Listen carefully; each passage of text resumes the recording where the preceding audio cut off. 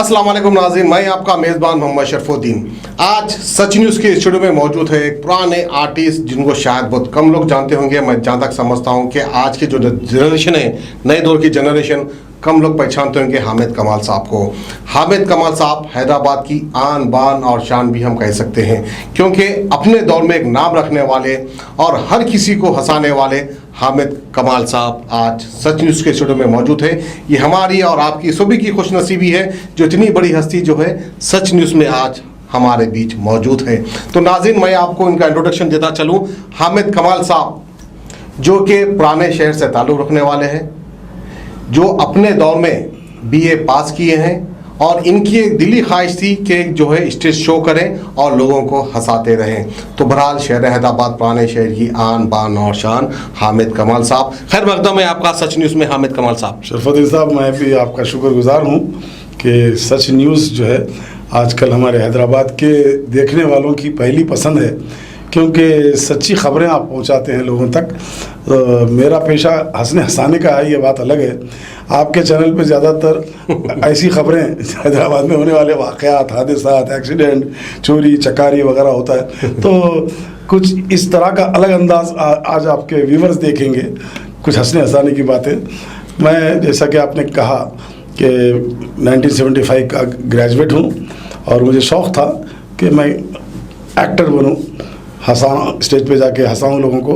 तो अल्लाह ने कामयाबी अता कर दी मेरे।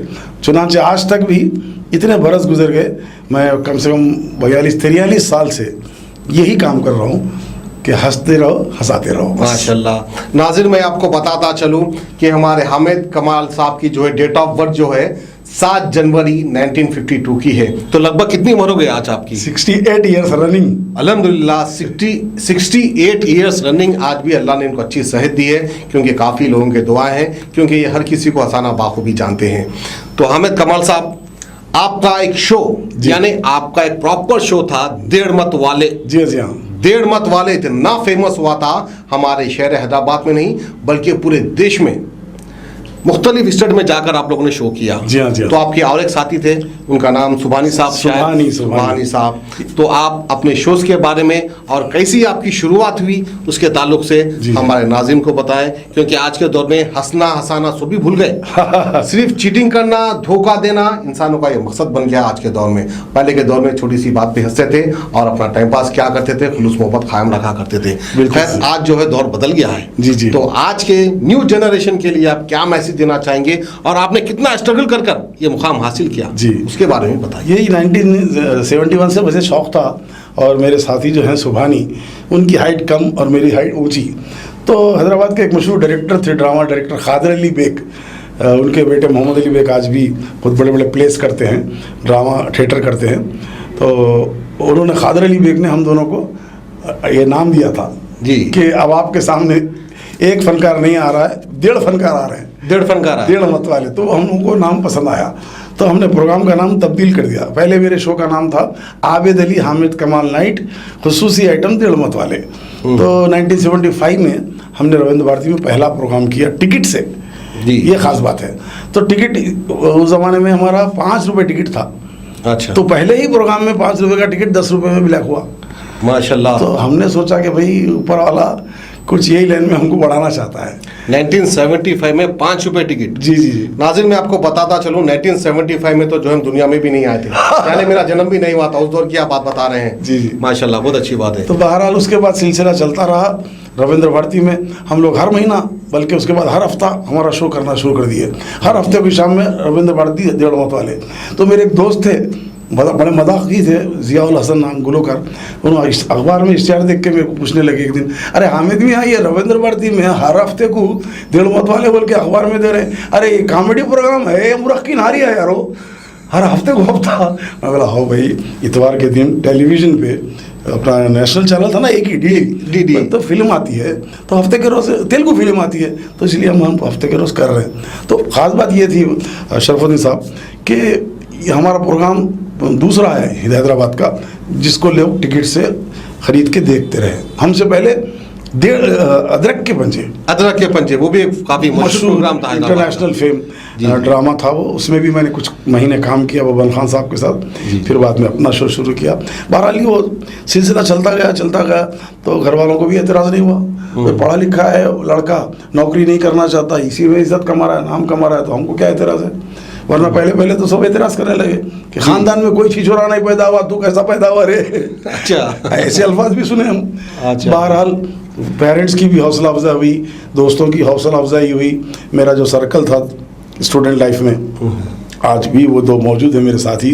मशहूर प्रोफेसर, शायर अदीब है प्रोफेसर मजीद बेदार जी, मेरे क्लास फेलो, और डॉक्टर फारूक शकील मशहूर शायर है हमारे तेलंगाना की, वो भी मेरा क्लासमेट।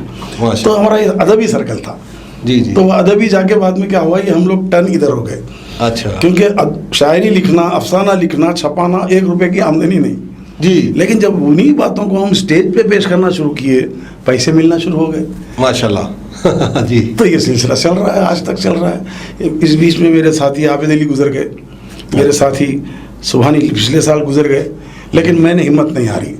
आज स्टेज प्रोग्राम तो नहीं हो रहे हैं, अब आप जानते हैं कोरोना की तरफ से, लॉकडाउन की तरफ से तकरीबन 1 साल से हम लोग स्टेज प्रोग्राम नहीं कर सके।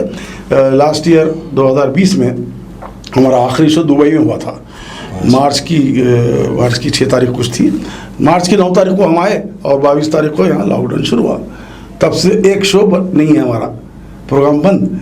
लेकिन मैंने सोचा कि भाई ये हंसना हंसाना तो हमारा काम है छे, अब स्टेज थिएटर न सही कोई दूसरा जरिया, तो फिर मैं मुतवज्जो हुआ यूट्यूब की तरफ। माशाल्लाह, आज के दौर में ट्रेंड कर रहा है यूट्यूब, क्योंकि नौजवान की पहली पसंद यूट्यूब। सही बात है। तो यूट्यूब पर मैंने अपना चैनल का नाम हैदराबादी मतवाले रखा।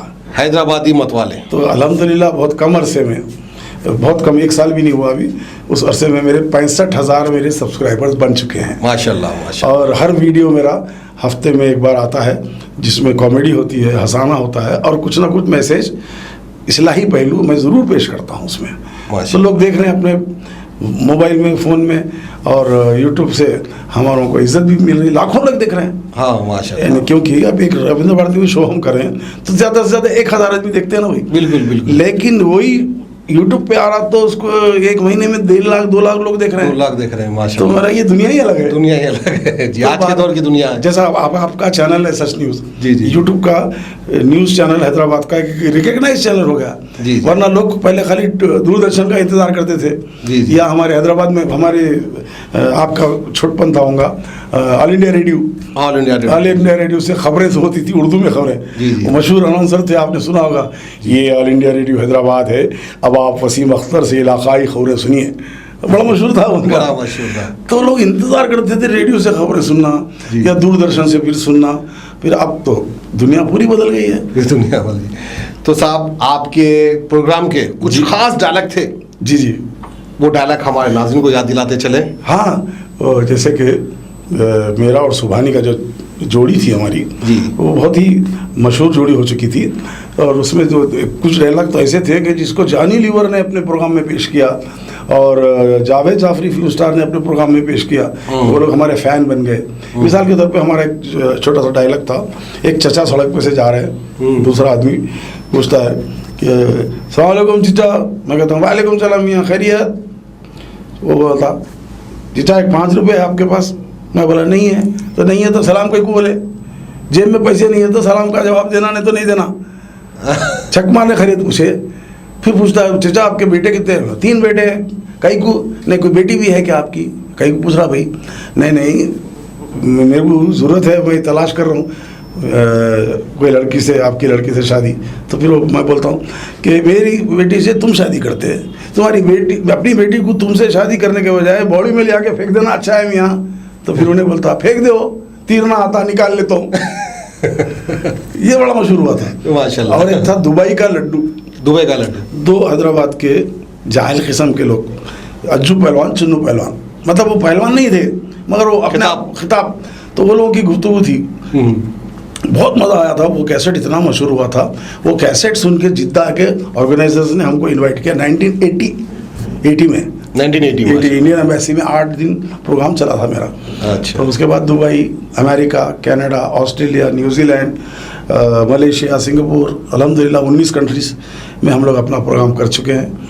और हिंदुस्तानी पाकिस्तानी लोग आके देखते हैं और कैसेट सीडी आज भी देखते हैं लोग। वो बड़ा मशहूर था दुबई का लट्टू हमारा। वो साहब हामिद कमाल साहब, हमारे बचपन में हम भी सुना करते थे, टेप रिकॉर्ड में कैसेट डालकर जी। कुछ ऐसे डालक थे, लोग बहुत पसंद करते थे इस किस्म के, मगर कुछ लोग बुरा भी मानते थे। फिर बाद में हमने बहुत ही इस्लाही तरीके से हमने प्रोग्राम को चलाया। शादी का चक्कर, क्रिकेट का जुनून, भिखारी.com, नाला खलफ औलाद, ऐसे बहुत सारे खाके हमारे बहुत मशहूर हुए।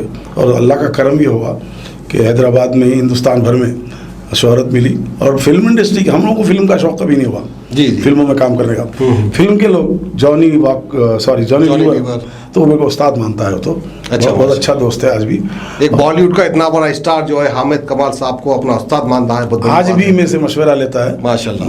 मुझे डायलॉग लिखवाता है वो, पैसे भी देता है माशाल्लाह। और जावेद जाफरी और उनके वालिद जगदीप साहब, जगदीप साहब बहुत मशहूर बहुत कॉमेडियन, फेमस एक्टर थे। वो भी मेरे अच्छे दोस्त थे। अभी हाल में इंतकाल हुआ उनका।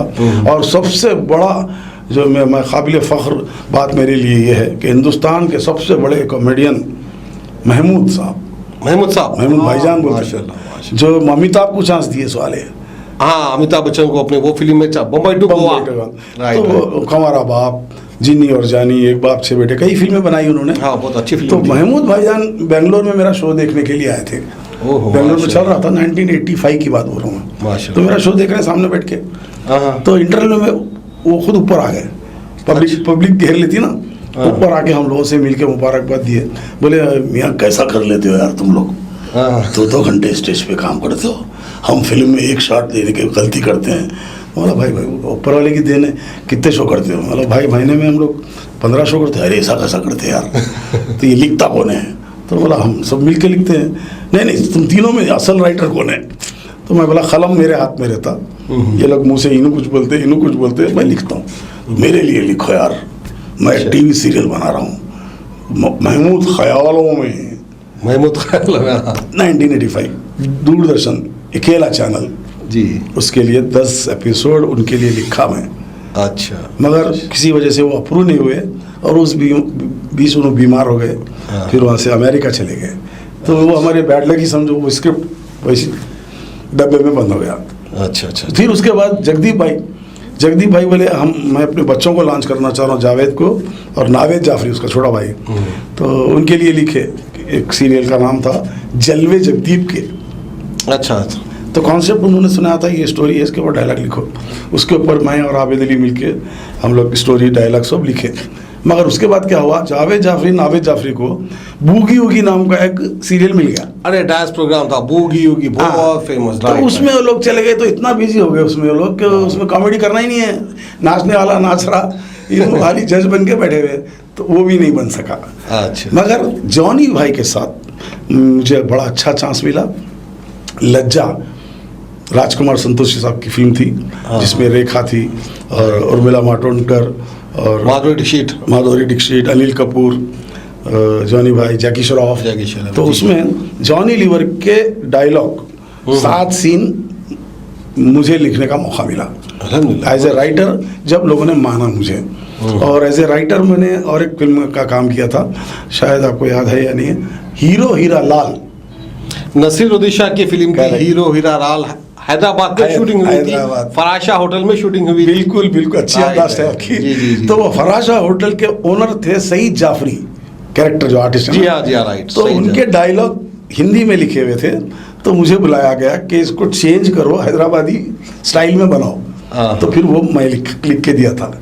जी। तो मगर इसके बावजूद मुझे फिल्मों में काम करने का शौक अभी तक भी नहीं है। अब लिखता हूँ तो सिर्फ और सिर्फ जॉनी लीवर के लिए बस डायलॉग लिखता हूँ, और अपने चैनल के लिए हैदराबादी मतवाले यूट्यूब चैनल पे हर हफ्ते या 10 दिन 15 दिन में कोई वीडियो बनाता हूँ, उसमें हंसने हंसाने की बातें पेश करता हूँ, और कुछ मैसेज भी रहता है। कुछ 1-2 बार तो वीडियो ऐसे भी बन गए कि लोगों के दिलों को छू लिए, लोग बोले भाई रुलाओ ना कोई यार हमारे को। यूट्यूब पे आपका मैं एक वीडियो देखा था, बाबा के ताल्लुक से कुछ बनाए थे आप। जी, आज के दौर में जो बाबा आप आम आवाम को बेवकूफ हाँ, बना रहे हैं, बहुत उसके ऊपर आप बनाए थे बाबा का, बहुत मशहूर हुआ ये 1.5 मत वाले बाबा। उसमें का कुछ एक डायलॉग बोलिए 1.5 मत वाले बाबा का। 1.5 मत वाले बाबा का था एक औरत आती है आपके पास, ऐसा कुछ वीडियो था वो? हाँ हाँ हाँ, एक औरत आती, बाबा मेरे को बच्चा नहीं हो रहा। अच्छा। तो हो जाएगा बच्चा, फिक्र मत करो, सेब लेके आओ। वो सेब लेके आई तो उन्हें काट के रात में शौहर को खिला दो। हाँ, और ये तेल दे रहा हूँ, उसको सिर पे मालिश करो। कैसा नहीं होता बच्चा, देखता हूँ मैं। तो दूसरे दिन आके तीसरे दिन आके बोलती क्या बाबा, उन पलट के नहीं देख रहे मेरे को, मैं तेल मली, सेब का क्या करे, वो तो एक ही टुकड़ा खाए उन्होंने, बाकी मैं खा ली कहते। अरे दीवानी औरत कहाँ से होता है बच्चा, पूरे उसको खिलाओ वाला था ना मैं। तो ऐसे बहुत सारे, तो ये जो मैं स्टडी करा था हैदराबाद में, जो आमिर लोग औरतों को बेवकूफ़ कैसा बनाते हैं, तो स्टडी करके वो फिल्म बनाया था मैं। तो कई लोग रास्ते में मिलके मुझे बोलते थे हामिद भाई बहुत अच्छी फिल्म बनाए, वीडियो सीडी चली थी मेरी, बहुत फेम हुई कि हमारी व्यू सुधर गई यार, नहीं तो मुल्लाओं के तावीज़ों के चक्कर में थी उन्हें। तो अल्लाह बचाए, ये तावीज़ों गंडे और ये जो आमिला है ना, सब झूठे है भाई। जी जी, सही, लोगों को बेवकूफ़ बनाते हैं, बेवकूफ बनाने वाली बात है, सही बात है, बिल्कुल सही है। तो मैं ऐसी ही चीज़ें बनाना चाहता हूँ कि लोग उससे कुछ सीख हासिल करें। माशाल्लाह। एक मेरा वीडियो बहुत मशहूर हुआ था, उसकी एक झलक अगर आपको मिली तो आपके व्यूवर्स को ज़रूर दिखा दीजिए। Too late for short family बोल के एक मैं वो बनाया था वीडियो। उसकी स्टोरी क्या थी कि मैं मकान बनाता हूँ आलीशान, सऊदी अरब में काम करके 20-22 साल में 20 बच्चों को छोड़ के आलीशान घर बना के ये सोचता हूँ कि मैं घर में रहूँगा 20 बच्चों के साथ, पोतरा पोतरी के साथ, लेकिन दोनों बच्चे बाहर चले जाते। अच्छा। हम अकेले हो जाते। अच्छा। तो किराएदार को बोलता हूँ भाई किराएदार बन के मत रहो, रिश्तेदार बन के रहो। माशाल्लाह। तो ये मैसेज दिया था। और अभी आजकल में 2 रोज़ में एक और वीडियो आने वाला है मेरा, सबका हाल एक जैसा। मतलब ये लॉकडाउन और ये कोरोना की वजह से हर कोई परेशान है। मिडिल क्लास ज़्यादा परेशान है, गरीब लोग तो है छे, लोग घरों का किराया नहीं दे सक रहे, बच्चों के स्कूल की फीस भी नहीं दे सक रहे, और क्या घर में चावल दाल का भी मसला है। कुछ खुददार लोग ऐसे हैं कि कहीं अगर तकसीम हो रही चावल की तो लाइन में नहीं ठहरते, अपने इज्जत के ख़िलाफ़ समझते। तो वो लोग क्या घर के जेवर वगैरह रहन रखा के किराया अदा करते हैं और अखराजात चलाते हैं। तो उस पर मैंने दुख का इजहार किया है। एक 2 रोज़ में वह आने वाला है। बहरहाल मुझे ख़ास तौर से लोगों से ये कहना है, आपके व्यूअर्स से ख़ास तौर से, जी जी जी, कि गम भी है नामुकम्मल, खुशियाँ भी हैं अधूरी, हर एक का ये हाल है। गम भी है नामुकम्मल, खुशियाँ भी हैं अधूरी, आंसू भी आ रहे हैं, हंसना भी है ज़रूरी। वाह क्या बात है, बहुत बिल्कुल सही बात है। और एक बहुत ख़ास बात बोलूँगा शरफुद्दीन साहब आपको मैं, ये कोरोना से बचने के लिए सैकड़ों टोटके हैं। कोई डॉक्टर ये बोलता, कोई हकीम वो बोलता, कोई बोलता ये प्याज खाओ, कोई बोलता कलौंजी खाओ, कोई बोलता ये खाओ, इससे इम्यूनिटी बढ़ती है, सब बोलते हैं ना भाई। जी हाँ जी हाँ। मगर मैं तजुर्बे की बात बोल रहा हूँ आपको। अब 60 ईयर्स हो गए मेरी उम्र, अल्हम्दुलिल्लाह मेरी बीवी को कोरोना हो गया था, 20-21 दिन उनको मैं अटेंड किया। अल्लाह अकबर। हमारे 20 बच्चे मतलब भवा और बेटे शिफ्ट हो गए, छोटे बच्चों अलग कर दिए। तो उनके पास से टिफिन जाके मैं ला के, लास्ट ईयर की बात है ये, अप्रैल मई की, मैं अपने हाथ से अपनी बीवी को खाना खिलाता था। वो रिकाबी उठाना, धोना, सिर्फ मास्क लगा लेता था। जी जी। उनको ऑक्सीजन लगाना, फिर निकालना। तो मुझे नहीं हुआ। जब मैं टेस्ट कराया तो मेरे को नहीं हुआ। तो लोग ताजुब कर रहे हैं, भाई आपकी बीवी तो आपसे उम्र में काफ़ी 10 साल छोटी है, आप तो इतनी उम्र के, आपको क्यों नहीं हुआ? मतलब एक ही वजह है, खुश रहो, खुश रहो, हंसते रहो, हंसाते रहो। Laughter is a medicine. Laughter is कहा, और फिक्र नहीं करना, टेंशन नहीं लेना।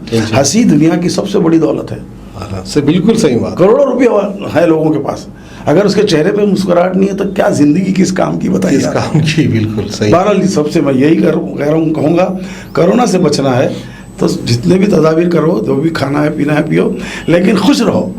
बिल्कुल बिल्कुल, हंसते रहो, हंसाते रहो, लोगों के काम आते रहो, तनकीदा न को करो, उन्होंने ऐसा करे, उन्होंने वैसा करे, गीबत न को करो, उन्होंने कार कैसा लिए हमको मालूम, उन बच्ची की शादी करे, पूरा ब्याह की कमाई थी, अरे कहीं को भाई तुम खुश हो गए। तो ये हिस्सा है।